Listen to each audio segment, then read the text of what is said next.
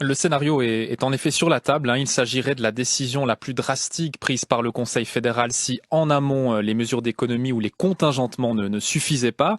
Cette mesure, c'est ce qu'on appelle les délestages cycliques. Dans ce cas-là, sur ordre des autorités, les opérateurs électriques coupent le courant durant 4 heures dans le pays, puis on rallume durant 8 heures ou 4 heures seulement si ça ne suffit pas. Selon les experts, ce sont les mois de février-mars qui seront les plus critiques. Des coupures pour tout le monde, y compris pour les ménages ?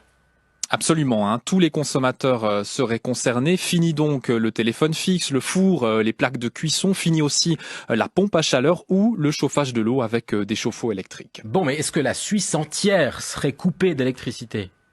Alors il existe des infrastructures essentielles qui seraient épargnées. On pense aux hôpitaux, aux services de secours et de sécurité ou encore au système d'approvisionnement en eau. Idem pour l'émission d'ondes radio et télévisuelles. Voilà pourquoi actuellement des discussions ont lieu pour définir les prestations qui doivent être absolument garanties pour la population. Ce délestage ne serait donc pas uniforme sur tout le territoire. Et les cantons, ils se préparent ? Ils sont en train de s'organiser, oui, pour les différents cas de figure. Par exemple, dans le canton de Vaud, une source bien informée nous expliquait qu'une stratégie de résilience est en préparation en cas de coupure d'électricité et de pénurie de gaz. Les cantons, en tout cas, se parlent déjà entre eux. Il faut dire que les réseaux électriques sont interconnectés.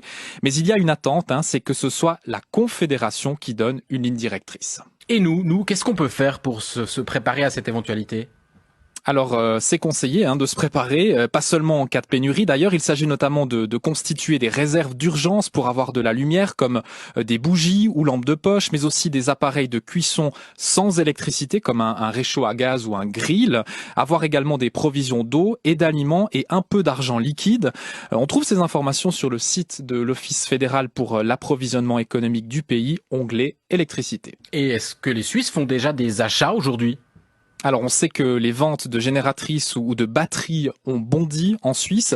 En ce qui concerne le fameux exemple des bougies, Coop nous indique ressentir actuellement une demande accrue.